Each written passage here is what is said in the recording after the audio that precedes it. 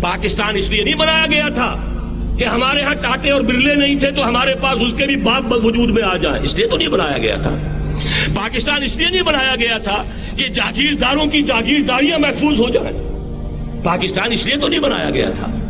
اور یہ کہ نمازیں اور مسجدیں تعمیر ہو جائیں، مسجدیں تو امریکہ میں تعمیر ہو رہی ہیں عالی شان سے عالی شان، اس لیے پاکستان نہیں بنا تھا۔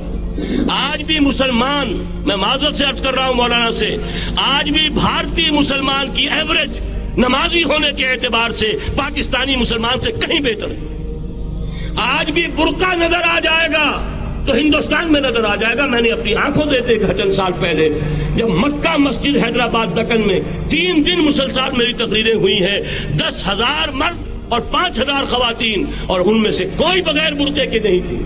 ایک سیلاب نظر آ رہا تھا برقعوں کا کہ جب جلسہ ختم ہوا ہے رات کے 12 بجے 3 دن تک متواتر۔ یہاں کہاں نظر آئے گا برقع آپ کو؟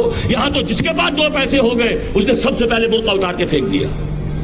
معلوم اچھی طرح سمجھ لیجئے یہ چیزیں تو وہاں زیادہ ہیں یہاں کی نسبت۔ اصل ضرورت تھی کہ یہاں اس نظام کو قائم کیا جائے، وہ نظام عدل اجتماعی، وہ جس میں حریت ہو، جس میں عام آدمی بھی خلیفہ وقت کو ٹوک سکے۔ یہ کرتا کیسے بن گیا؟ ایک خاتون بھی کھڑی ہو کر دامن پکڑ لے، عمر تمہیں کیا حق ہے کہ ہمارے مہر کے اوپر پابندی لگا رہے ہو، جبکہ اللہ نے نہیں لگائی۔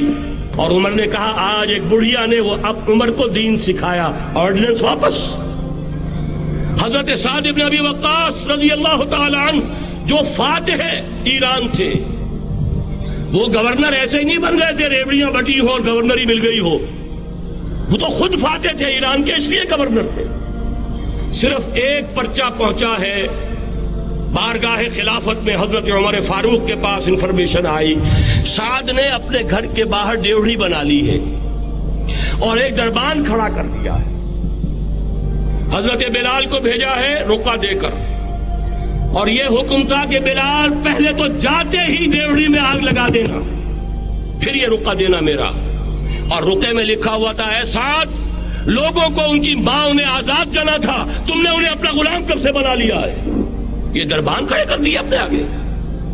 وہ حریت، وہ مساوات کہ جا رہا ہو خلیفہ وقت اور چارج لینے جا رہا ہے بیت المقدس کا، کوئی ذاتی علاج کے لیے نہیں جا رہا، سیر و سیاحت کے لیے نہیں جا رہا، چارج لینے کے لیے بالکل سرکاری وزٹ ہے، آفیشل وزٹ ہے، اسٹیٹ وزٹ ہے۔ اور حال کیا ہے؟ 700 میل کا فاصلہ طے کرنا اور ایک اونٹنی، کوئی انٹوریج نہیں، کوئی خدم و حشم نہیں، کوئی جمبو جٹ بھرے ہوئے نہیں، کچھ نہیں، ایک اونٹنی ایک خادم۔ اس ایک اونٹنی پر چونکہ راستے کا راشن بھی ہے لہذا 2 آدمی نہیں بیٹھ سکتے، ایک بیٹھ سکتا ہے۔ ایک منزل خلیفہ وقت بیٹھا ہوا ہے اوپر اور خادم نکیل پکڑ کر چل رہا ہے، اگلی منزل خادم اوپر بیٹھا ہے اور خلیفہ وقت عمر بن الخطاب رضی اللہ تعالی عنہ اور وہ آگے آگے نکیل پکڑ کر چل رہے ہیں۔ یہ نظام چاہیے آج نوع انسانی کو۔ اس کے انتظار میں، اس کی تلاش میں نوع انسانی نے کتنے تجربے کر لیے، کیسی چھلانگیں لگائیں، ملوکیت ختم کی، آسمان سے گرا کھجور میں اٹکا، جمہوریت آئی نام نہاد، لیکن وہ سرمایہ دارانہ نظام بن کر آگے سے بڑھ کر لعنت بن گئی۔ پہلے جاگیردار مسلط تھا، اب سرمایہ دار اور کارخانے دار مسلط ہو گیا۔ اس سے نکلنے کے لیے زور لگایا، کمیونزم کی طرف گئے، چھلانگ لگائی، اب ایک پارٹی ڈکٹیٹر بن کر بیٹھ گئی۔ انسان رست از یک بنتا افتاد در بندے دیگر، ایک چیز سے غلامی سے نجات پاتا ہے دوسری میں پھنس جاتا ہے۔ اور کیوں؟ کہ وہ نظام عدل اجتماعی جو محمد عربی کو دے کر بھیجا گیا تھا، اس کے کسٹوڈین سوئے ہوئے، اس کے کسٹوڈین کو اندازہ ہی نہیں۔